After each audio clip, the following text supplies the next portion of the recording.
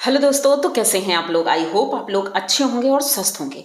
दोस्तों, मैं ये सोच रही हूँ कि आप लोगों को जो चीज़ें अभी तक दिखाई गई हैं, क्या वो सच है, क्या वो सही है।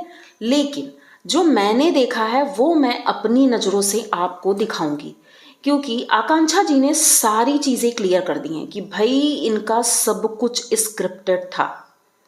ये इसका पार्ट 1 है। उसके बाद और भी कई पार्ट आएंगे, और अगर ये पार्ट आपको पसंद आता है तो प्लीज़ चैनल को सब्सक्राइब करिए, लाइक कमेंट करिए और शेयर कर दीजिए, क्योंकि सबकी आंखें खुलना बहुत ज़्यादा ज़रूरी है।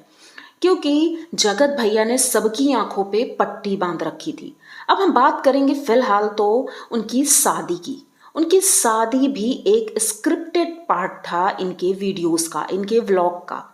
मतलब कि पब्लिक को बेवकूफ़ बनाया गया कि इनकी दोबारा से शादी हो रही है। भाई आप लोगों ने भी देखा होगा, सारे क्रिएटर इनके घर गए थे। अब मुझे तो वो सीन नहीं भूल रहा है जब वरमाला पड़ रहा था। भाई वरमाला पड़ रहा था, भाई साहब लड्डू खा रहे थे, आंखें बड़ी बड़ी घुमा घुमा के, और वो लड्डू खाए जा रहे थे। ठीक है, लड्डू खा रहे थे, जयमाला पड़ गया और हमारी मनीषा स्माइल करते हुए लड्डू खाते हुए जयमाला डलवाया, सिंदूर डलवाया, सब कुछ हुआ। स्क्रिप्टेड था सब कुछ। कुछ भी नहीं होना था कि शादी है या क्या है, ऐसा कुछ भी नहीं था, क्लियर था। अब हम लोग तो खुश हो रहे थे, चलो फाइनली इनकी शादी हो रही है, लेकिन ऐसा कुछ भी नहीं था, कोई चीज़ें नहीं थी। और उनके घर में जो गेस्ट आए थे, आप लोग सोच रहे होंगे गेस्ट आए थे तो उनका तो उन्होंने खूब स्वागत किया होगा। कोई स्वागत नहीं था। यहाँ तक कि घर में जो पूजा हुई थी, शांति पूजा, और दुर्गा जी की स्थापना हुई थी, वो पूजा हुई थी, उसमें प्रसाद तक नहीं बना था। और ये जो मिठाई वाला कांड हुआ था, आप लोग सोच रहे होंगे ये मिठाई मिठाई क्या है भाई। मिठाई मिठाई वाला कांड कुछ भी नहीं है। जो लोग मिठाई लेकर गए थे, अब आप लोग विश्वास नहीं करेंगे कि जो मिठाई लेकर गए थे वही मिठाई के डब्बे उस प्रसाद में चढ़ाए गए थे। भाई साहब के पास इतना पैसा भी नहीं था कि प्रसाद के लिए मिठाई मंगा लें। अंकुश जी ने ये बात क्लियर की थी, और उन्होंने ये बात कही भी थी कि भाई मैंने तेरे हाथ में नहीं दिया था डब्बा, लेडीज थी, लेडीज लेकर गई और आपकी मम्मी के हाथ में दिया गया। और बाद में उन्होंने देखा कि पंडित जी के सामने वही डब्बा रखा है। यानी कि इनके पास इतने पैसे भी नहीं थे कि वो मिठाई मंगवा सके। और उन्होंने कहा कि कोई भी बिना मिठाई लिए आ जाता है, मैं तो सबके घर में मिठाई लेके जाता हूँ। भाई साहब बहुत हो गया ये घटियागिरी करने की। इतने चिन्नी चोर हैं ये, एक एक रुपए के लिए। आज मैंने वीडियो देखा, ये टिक्को जी से बोल रहे थे कि बताओ मेरा ब्रेसलेट सोने का है या आर्टिफिशियल है, और शर्त लग रही थी उसमें। भाई अपना ये दिखावा करना बंद कर दो। आपने बोला मेरे पास 5-5 चैन है इस तरह की, जिस तरह की मैं पहन रखा हूँ, पर खाते क्या हो आप। बेड के ऊपर तो बहुत सारे ड्राई फ्रूट्स दिखाई पड़ते हैं, पर मुझे नहीं लगता है कि आप कुछ खाते होगे। वो सिर्फ शो के लिए रखा हुआ है। इनकी हर एक चीज़ें इनके घर में, यहाँ तक कि जो भी बोल सकते हैं, जो भी चीज़ें हैं, सब शो ऑफ के लिए, हर चीज़ शो ऑफ के लिए है। खाने के लिए कुछ भी नहीं है। वो एक खाते होंगे वीडियो के सामने, उसके बाद फिर वो डब्बा बंद करके रख दिया जाता है, क्योंकि भाई दूसरा व्लॉग बनेगा उसमें भी तो दिखाना है कि हम लड्डू वो खाते हैं, लड्डू खा रहे हैं, मिनी समोसे खा रहे हैं, काजू खा रहे हैं, ये चीज़ें दिखानी भी तो है। अगर सच में खा रहे होते तो भाई ये तो अच्छी खासी बॉडी बिल्डर होते, लेकिन नहीं, ये तो सूखी लकड़ी बन गए। अब भाई इनका नाम सूखी लकड़ी है, सूखी लकड़ी है ही है। शरीर में खाना जाता ही नहीं, क्योंकि बचा बचा के रखता है ना, सारी चीज़ें बचा बचा के रखता है। हर चीज़ें, पैसे का इतना मोल तोल, एक एक रुपए का इधर उधर ना जाने पाए।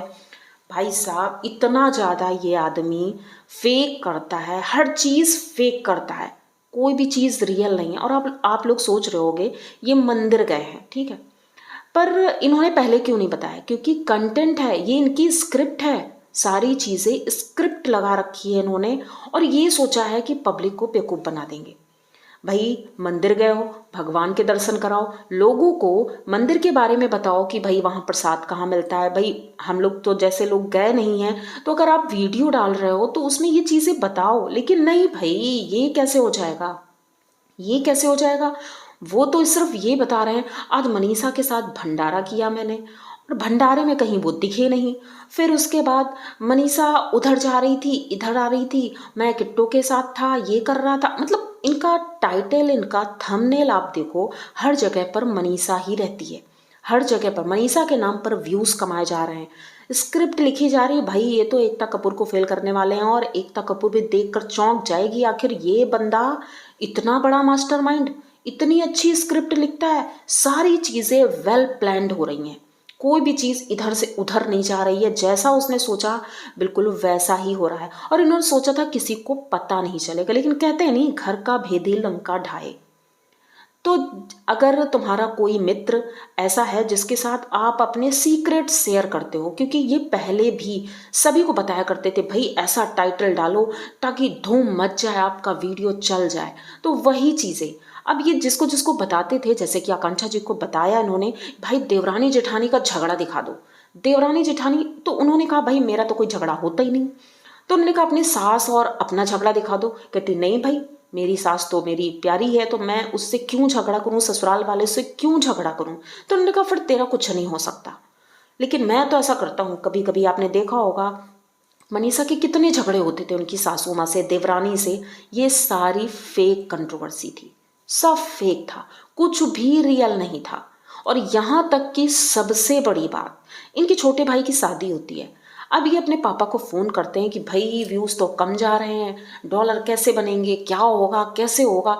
पापा को फ़ोन करते हैं और कहते हैं पापा मेरे पास एक प्लान है, और आप जल्दी से कार्ड अगर छपवाने जा रहे हो तो उसमें मेरा नाम मत छपवाना। अब उनके पापा तो चौंक जाते हैं, भाई ऐसे कैसे कार्ड में नाम नहीं छपेगा, क्योंकि हमारे यहाँ ये तो बहुत इम्पॉर्टेंट होता है, अगर कार्ड में नाम नहीं है ये बहुत बड़ी बात हो जाती है।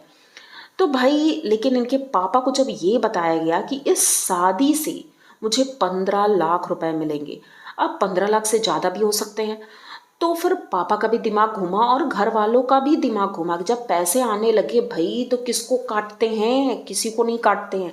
सब लोग राजी हो गए और कार्ड में नाम नहीं छपा। फिर शुरू होती है कंट्रोवर्सी, रोना धोना और सारी चीज़ें कि मेरे घर वालों ने मेरे साथ ऐसा किया। और यहाँ तक कि ये भी कर सकते हैं, उस टाइम पर ये बातें भी निकली थी शायद ये इनकी सौतेली माँ है, लेकिन ये रियल नहीं था। मतलब उस कंट्रोवर्सी के चक्कर में इन्होंने घर वालों को इतना लपेटा कि पब्लिक तो बेचारी परेशान हो गई, क्योंकि हमारी भोली भाली पब्लिक, उसे तो जो दिखाया जाएगा उसे वही समझ में आएगा।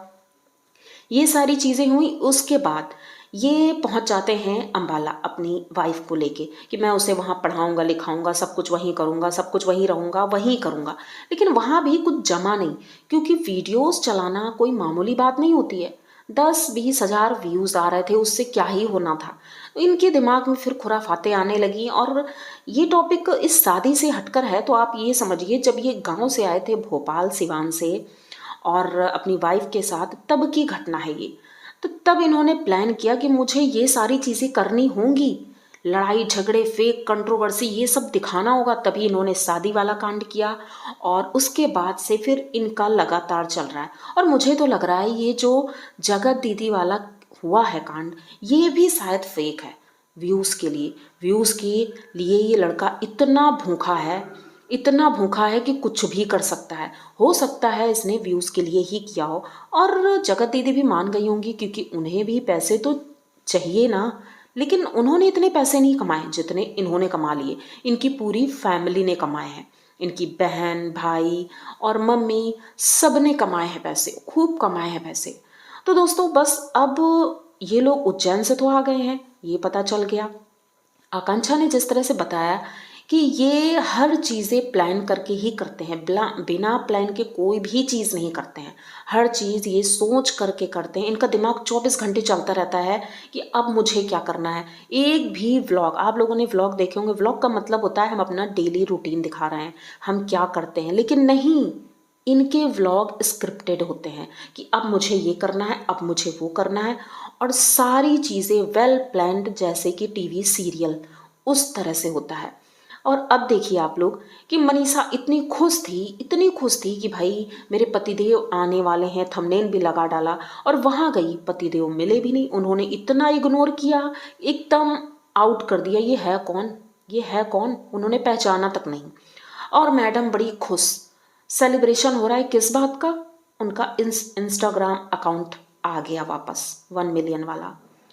तो भाई इनको भी पैसे ही चाहिए, मैडम भी पैसे की भूखी इन्हें भी सिर्फ पैसे ही चाहिए और कुछ भी नहीं चाहिए। इनकी आईडी आ जाए, दोनों आईडी चली गई थी, चैनल चले गए थे इनके, वो मिल गए, इंस्टाग्राम भी आ गया। अब पति जाए भाड़ में, मुझे क्या करना, वो तो एक दिन आएगा ही झक मार के, क्योंकि प्लान तो वही कर रहा है सब कुछ।